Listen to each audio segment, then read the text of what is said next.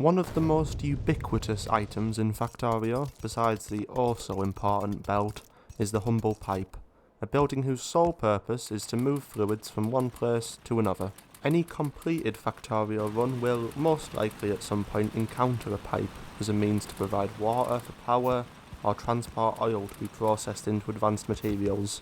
And yet it appears this planet is overrun by some sort of vengeful Puritan spirit, dead set on one thing: stopping us from laying pipe. And the first thought then is, of course, oh bugger, I only know boiler designs that use pipes. How am I going to set up more than like 2 boilers? Certainly not like this. Wherever we decide to place the pump, it needs to be somewhere that can fit the row of boilers right on its input. This is a bit better, and you might be able to tell from the power pole placement what I'm planning to do about the expansion issue. That's right, even unpowered boilers can pass water through them. So we replace the usual pipe which bridges the gap for the power pole with a whole ass boiler which we just won't insert coal into.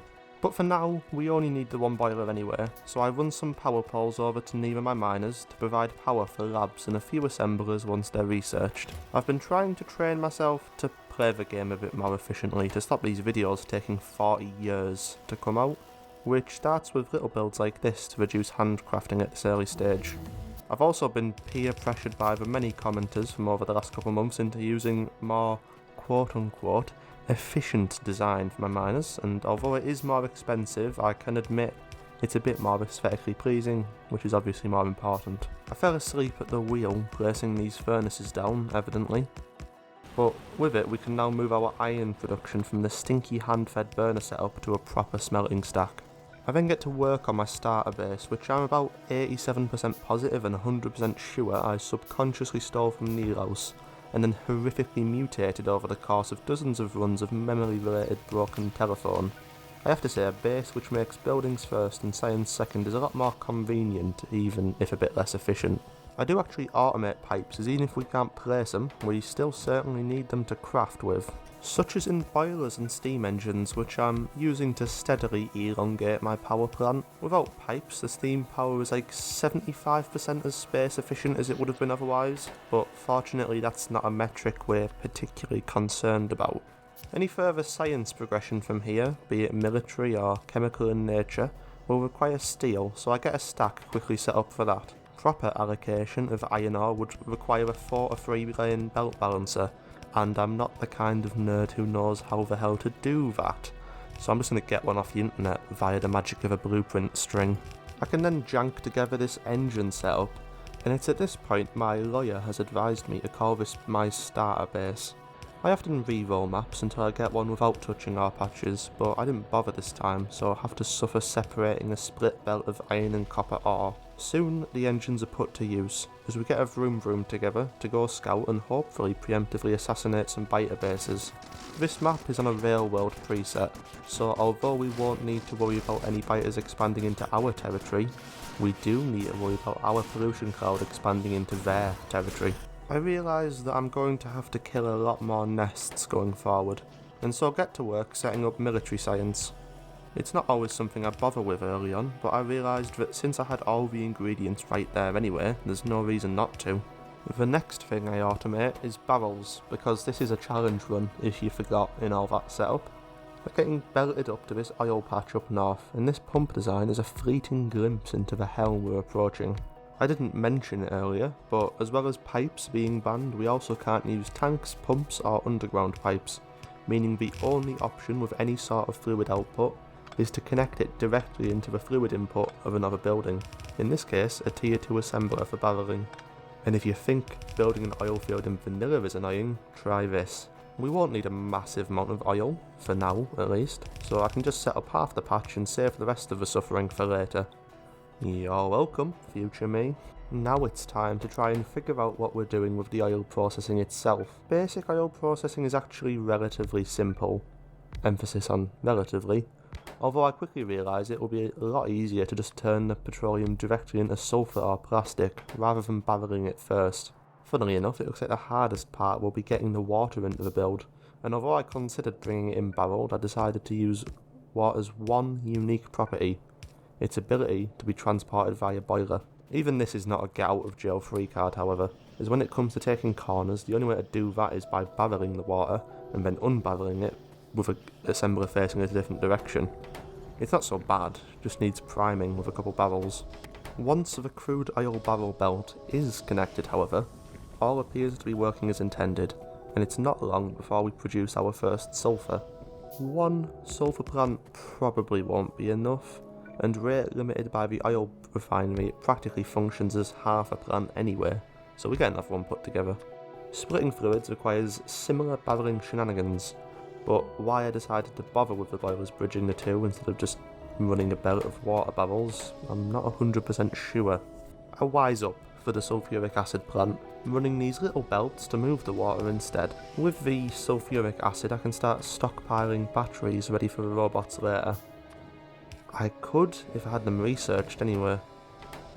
Once it has, I get a second plant set up for it to make sure we definitely have enough going forward. The next step is of course plastic, for which I built this without actually checking any ratios. The next natural step is to use the plastic to set up red circuits so we can get blue signs automated. As soon as plastic was even being slightly consumed, it became clear this setup was very short on petroleum, so I doubled up the refineries for it.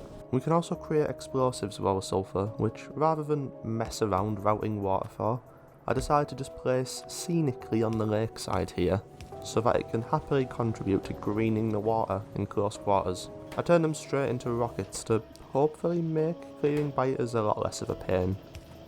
I haven't shown it because it's the visual equivalent of pulling teeth, but it's certainly been happening pretty constantly as my pollution cloud balloons. After a slight delay, I get blue science set up and get advanced oil processing queued so we can enter into a new era of fluid related torture.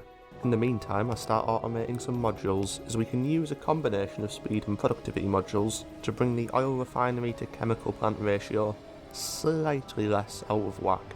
I also quickly get cliff explosives automated, as we're going to have to do some expansion eventually. Talking about expansion, I eventually bit the bullet and finished expanding out the oil field to the north, which, as you can see here, was capital F fun. With advanced fluidic torture researched, it's about time we get that sorted. The main issue with it is how close the free fluid ports are, effectively limiting us with what we can do with each of the free output fluids. We can't barrel petroleum or heavy oil without blocking light oil, and we can only barrel light oil, or turn it into rocket fuel directly, but that's far too slow, if we don't want to block the other two. Also, due to the position of heavy oil, we can't even crack it directly. It needs to be turned into lubricant or solid fuel. I end up with this. Heavy oil gets turned directly into lubricant for electric engines, petroleum is turned into sulphur to bolster our chronically underfed sulphuric acid plants, and light oil is barreled for a purpose I'll decide momentarily. Once I've plugged in the engines and circuits, we can see it in action.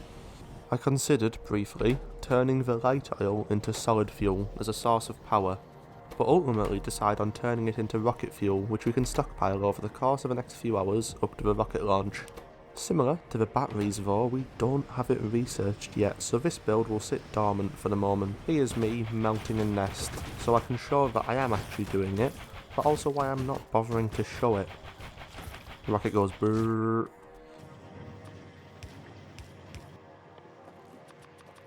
With electric engines up and all those batteries I've been stockpiling, I can finally get the most important item in the game, flying robot frames. I just have them hand automated at the moment, so I can get the 20 robots needed to fill 2 personal roboports. Once this armour is filled and my robots crafted, I'll be able to look at expanding out the base.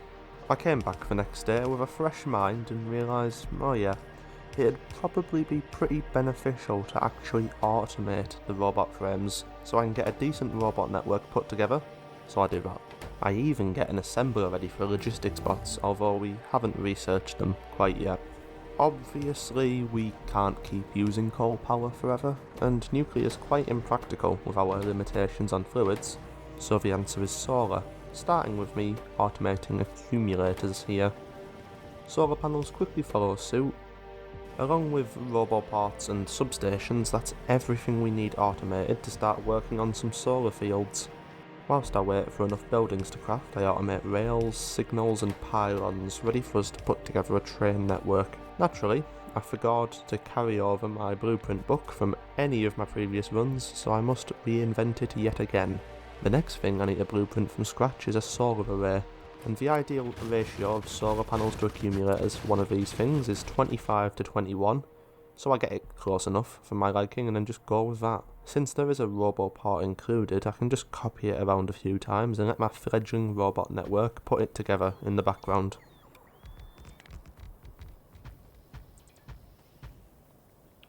Continuing to prepare for expansion, I get stack inserters automated, as well as wires and Cybersyn combinators. Do you know who gets me automated? My Ko-Fi supporters, the sponsors of this and every other video I make. If you want to see my videos early and help me keep making them, support me using the link below or on my channel. The great expansion begins with these stations down to the south, through which we'll bring all the resources to bolster our dwindling patches. Trains cannot run on willpower and whimsy alone like I can. We need to fuel them, and for this task I have conscripted this entire coal patch. I'll connect it up to a train network so we can move it over to the depots. I decided to expand the stations a bit larger, as the throughput from a single train for each resource isn't anything outstanding. I get a depot placed down for our trains to sit whilst not busy, as well as refuel when they get low. Project Cybersyn is the mod which adds the extra train functionality you might notice in this run, such as automatic scheduling. Preempting all the extra materials we will be receiving, I blueprint some more iron smelters to the left here. Iron might be slightly overbuilt, but this steel stack I'm pasting down will be quite appropriate considering the amount of barrels we'll need, on top of the already large cost for yellow and purple science. To feed all this, I've captured an iron patch over to the east, which coincidentally also has a nice big oil patch right next to it. Realising I needed to make some use out of the massive iron smeltery I built, I decided to start making red belts, because all of these yellow belts at the smelters and mines will need to be turned into red if we are to meet throughput demands. Once we have a few hundred belts stockpiled, I can just upgrade plan of the whole area, and let the bots chip away upgrading it all. In preparation for the new oil patch, I get a load of steel turned into barrels and connect it up to the train network. Over at the iron and oil field, I get the stations set up for bringing in the barrels and putting out the oil. The joy of setting up the pump jacks and connecting them to inputs and outputs is naturally compounded by orders of magnitude. In the end though, it almost looks pretty painful. For the oil build, which will hopefully carry me through to the end of the game, I decide it's going to be placed over here, as this will make it easy for me to route the empty barrels it spits out back into the barrel supply. It's going to need water, which I could and perhaps should bring in by train, but decide that a really long chain of boilers and then barrels and belts for the final stretch will work. It almost feels like cheating, but it only works with water and they're pretty unwieldy, so I think I'm allowed. It's time now to set up oil for hopefully the final time, starting with the advanced oil products. All excess barrels will join back onto the input belt here with a priority splitter so they can be recycled. The first thing I build is this setup to produce lubricant and turn the other two products into solid fuel so that they can be voided via burning to produce electricity. The next is solely to make light oil barrels and void the other two, with literally no way to crack heavy oil without blocking light oil production, and light oil cracking more effort than it's worth when we can just stamp down more basic oil processing refineries. The concept of refineries each built for a single purpose is as best as it gets. Thankfully, basic oil processing is quite simple, the sulfur build requiring no byproduct handling at all, and plastic being even simpler.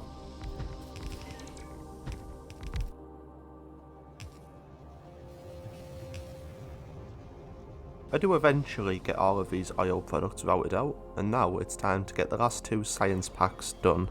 That begins with more green circuits, then more red circuits, which we use to make productivity modules and electric furnaces, as well as bringing in some stone to make rails.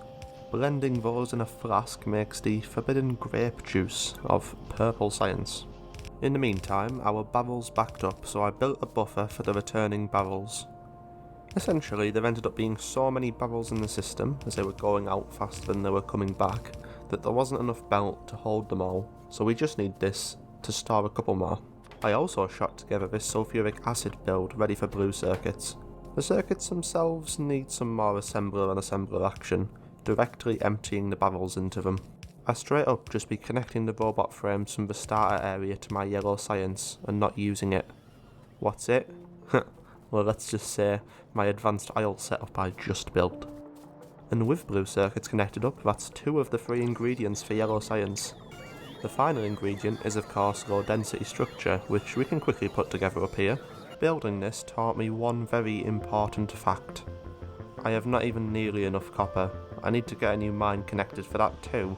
Thankfully this patch to the west comes in clutch, and once I hook that up to our furnaces we can easily supply our base's copper demand. Whilst the rocket silo research slowly ticks along, I get the productivity modules ready to place into it. They're pretty expensive, and the blue circuits we're needing to steal to craft them are slowing down research, but in the end it's going to be a net time save. In the meantime we're also going to need concrete for the silo, so I get that put down on the shoreline here. I suppose this means that my starter base is now a real base. Just don't look at the timeline, it's totally gonna get better than this. Anyway, so with the rocket silo researched, it's time to steal all the resources that we're going to science and move them over to getting a rocket put together. As it turns out, the little rocket fuel setup I built forever ago has pumped out over 1,000 fuel, more than enough to get this rocket launched. My next 20 minutes is spent trying to optimise the creation of rocket control units as much as possible, as it's basically the only thing slowing us down at this point. I take a little while to look around my car crash of a base whilst we wait. Feels good sometimes to just build some god-awful spaghetti like this and just let it do its thing.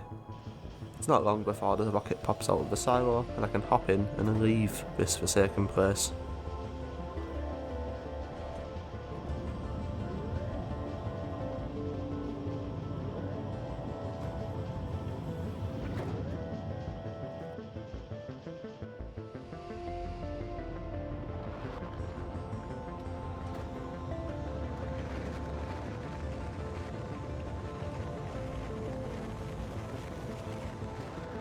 I promise to make a proper video next time. Okay, thanks, bye.